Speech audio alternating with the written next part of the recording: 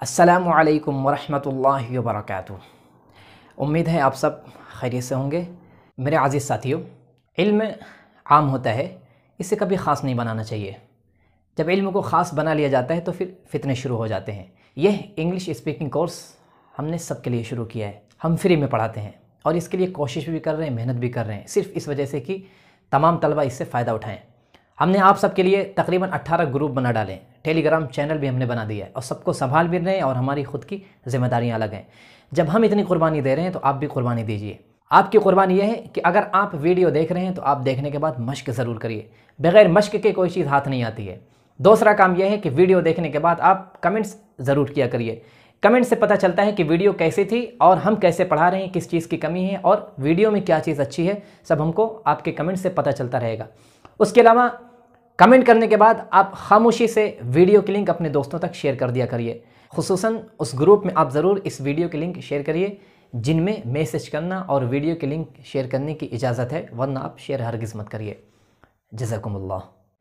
हम पढ़ रहे थे पार्ट्स ऑफ स्पीच और पार्ट्स ऑफ स्पीच में से एडजेक्टिव यानी सिफत को पढ़ रहे थे। सिफत के ऊपर हमारी एक और वीडियो हो चुकी है और पहली वीडियो में हमने इन चार को पढ़ा था, यानी proper adjective, adjective of quality, adjective of quantity, adjective of number. इन चारों को हमने पढ़ा था एडजेक्टिव की किस्मों में से, यानी कुल 8 किस्में हैं। बाज़ किताबों में 9 किस्में भी बताई गई और बाज़ किताबों में 7, यानी 7, 8, 9। लेकिन हमको जो बेहतर लगा कि आप लोगों को सिर्फ 8 ही पढ़ाना चाहिए, तो हम आपको 8 पढ़ा रहे हैं। और आज की वीडियो में इंशाअल्लाह हम इन 4 को पढ़ेंगे। डिमॉन्स्ट्रेटिव एडजेक्टिव, ये देखिए इसका मतलब है एडजेक्टिव, जगह नहीं थी तो हमने निशान लगा दिया है। डिमॉन्स्ट्रेटिव एडजेक्टिव सिफत इशारा पढ़ेंगे। उसके बाद डिस्ट्रीब्यूटिव एडजेक्टिव यानी कि सिफत तक़सीमी। उसी तरीके से इंट्रोगेटिव एडजेक्टिव यानी सिफत इस्तिफ़हामी। और फिर आखिर में है पोजेसिव एडजेक्टिव, सिफत इज़ाफ़ी। इनमें से ये बहुत अहम है और ये भी बहुत अहम है। हमने अपनी जो शुरू की वीडियो में सवालिया अल्फाज को इस्तेमाल करने का तरीका बताया था, तो उसमें आप लोगों को शायद कुछ कन्फ्यूज़न रही हो कि हुज़ को कैसे इस्तेमाल करेंगे और विच को कैसे इस्तेमाल करेंगे। आज इंशाल्लाह इसमें क्लियर हो जाएगा, ठीक है। और ये डिमॉन्स्ट्रेटिव एडजेक्टिव जो दिख रहा है आपको, दिस, दैट, दीज और दोज, इसके इस्तेमाल में भी आप लोगों को कन्फ्यूज़न नहीं है। आप बता नहीं रहे हैं लेकिन कन्फ्यूज़न है, हमें यकीन है कि दिस कार कब इस्तेमाल करते हैं और दिस इज़ कार इस्तेमाल कब करते हैं। यानी दिस के बाद हेल्पिंग वर्ब कब लाते हैं और दिस के बाद कार यानी इसकी जो है मौसूफ। दिस ये सिफत हो गया और कार मौसूफ हो गया। दिस कार को कब इस्तेमाल करेंगे और दिस इज़ कार को कब इस्तेमाल करेंगे, ये आज इंशाल्लाह इसमें कन्फर्म हो जाएगा। मेरी आपसे गुजारिश है कि आप वीडियो तवज्जो के साथ सुनिए, तवज्जो के साथ देखिए, क्योंकि ये बारीकी चीज़ें आपको मिलेंगी नहीं कहीं। आप हमारे अपने हैं, हम शौक़ से आपको पढ़ा रहे हैं, इस वजह से खुल के पढ़ाते हैं। ये बारीक बारीक बातें आपको किताबों में बहुत कम ही मिलेंगी और अगर मिल भी जाएंगी तो आपको कोई समझाने वाला नहीं होगा। आप किताबों के सफ़हात में आप उलझे रहेंगे, पन्नों को उलट पलट करेंगे, लेकिन आपको समझ में नहीं आएगा।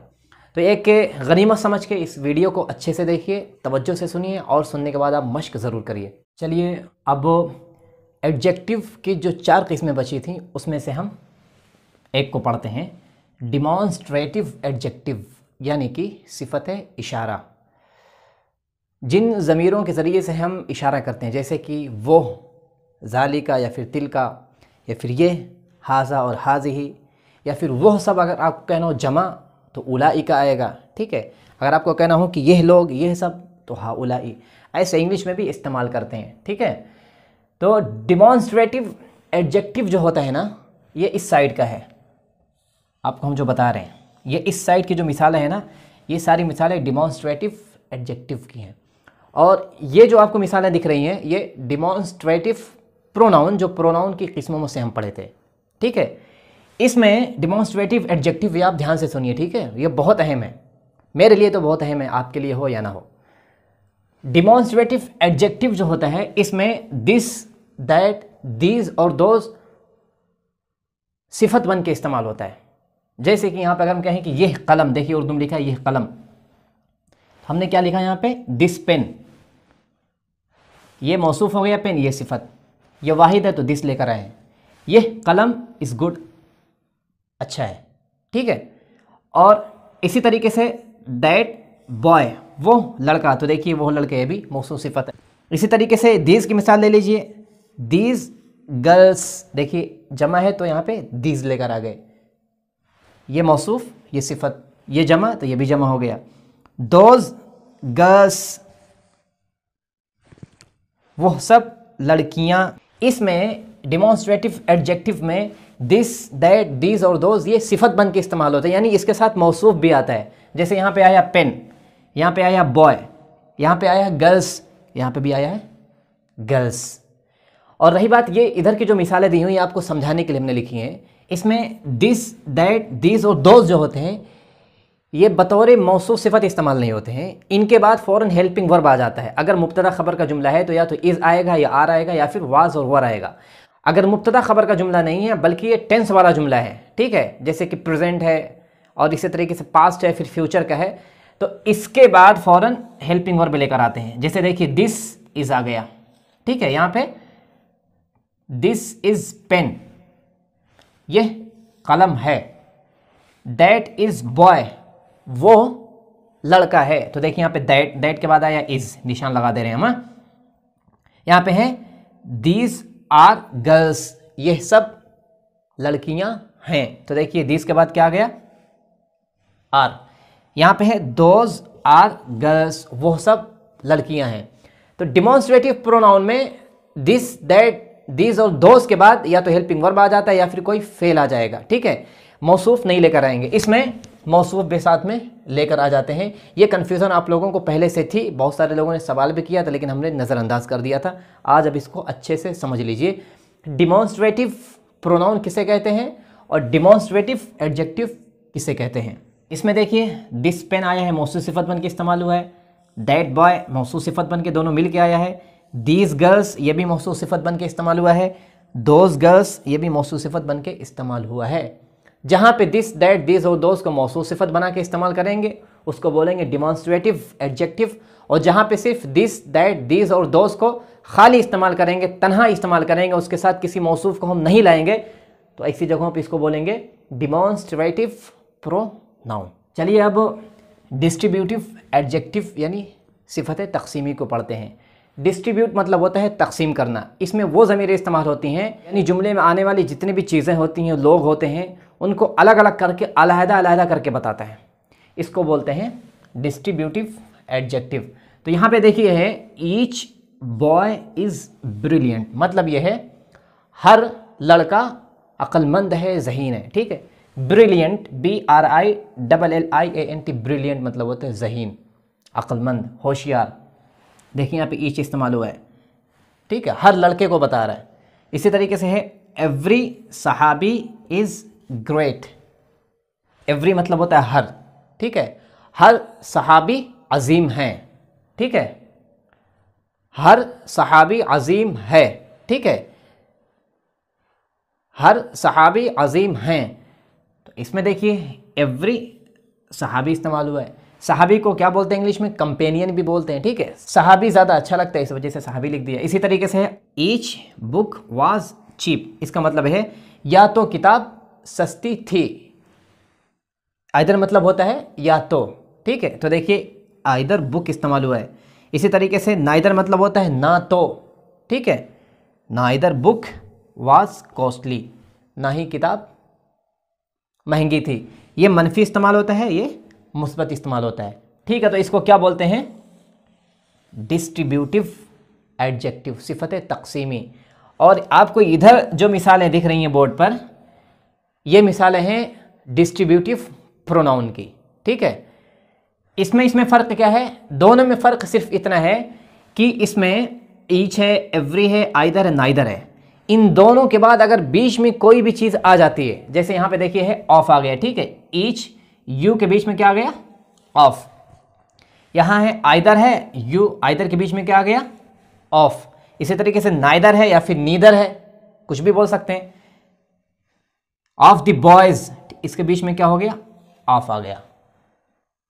तो ये जो बीच में ऑफ है या फिर कोई और चीज़ भी ला सकते हैं या आ सकती हैं, ठीक है।